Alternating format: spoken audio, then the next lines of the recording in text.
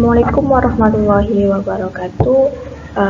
Perkenalkan, nama saya Aidia Rizky Harwis dengan NIM 201220374 dari kelas PAI 5L.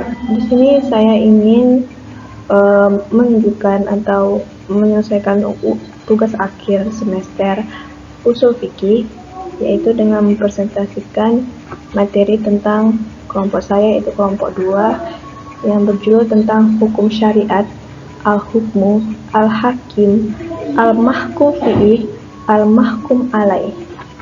Baiklah. Nah, pokok pembahasannya itu terdapat yang pertama ada al-hukmu dan macam-macam hukum syarak.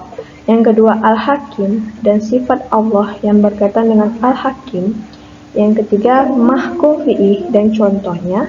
Yang keempat mahkum alaih, kriteria mukallaf dan ciri-ciri orang yang memenuhi mukallaf. Yang terakhir yaitu konsep al-hakmu, al-hakim, mahkum fi'ih, mahkum atau alaih dalam menganalisis kasus-kasus hukum syarak. Baiklah, selanjutnya. Yang pertama itu al-hukmu. Apa sih al-hukmu itu? Al-hukmu secara bahasa berarti keputusan, hukum atau ketentuan dalam konteks Islam.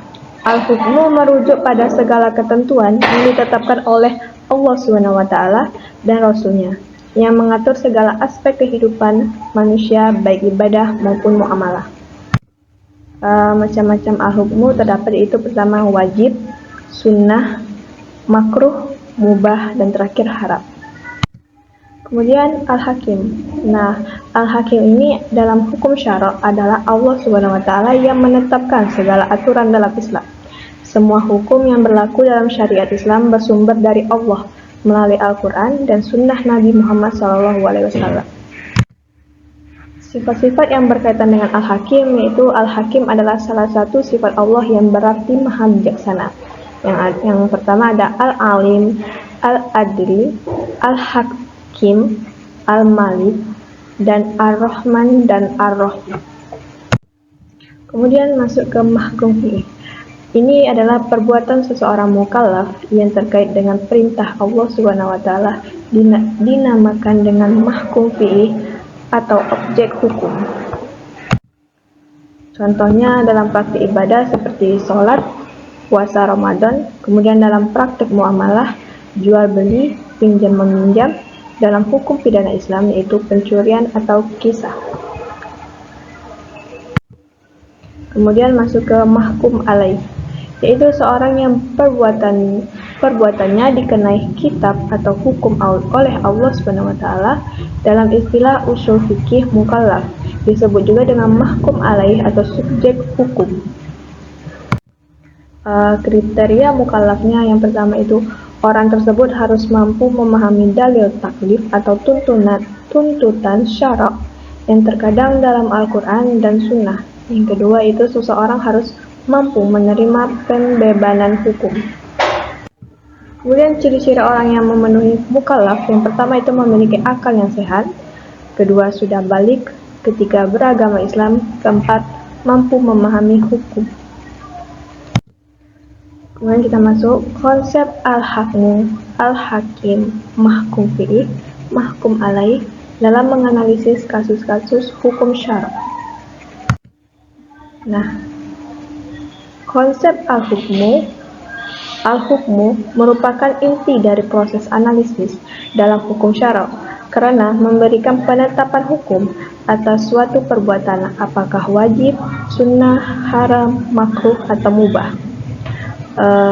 Dengan menggunakan al-hukmu, para ahli hukum dalam Islam dapat menentukan status hukum berbagai perbuatan baik dalam bidang ibadah maupun muamalah, serta memastikan bahwa tindakan manusia sesuai dengan syariah yang ditetapkan oleh Allah SWT.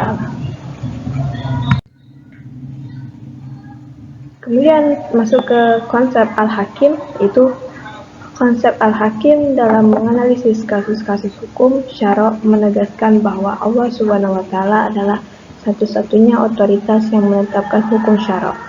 Dalam setiap analisis kasus hukum syarak, peran al-hakim adalah menentukan aturan baik itu wajib, sunnah, haram, atau mubah berdasarkan wahyu yang diberikannya.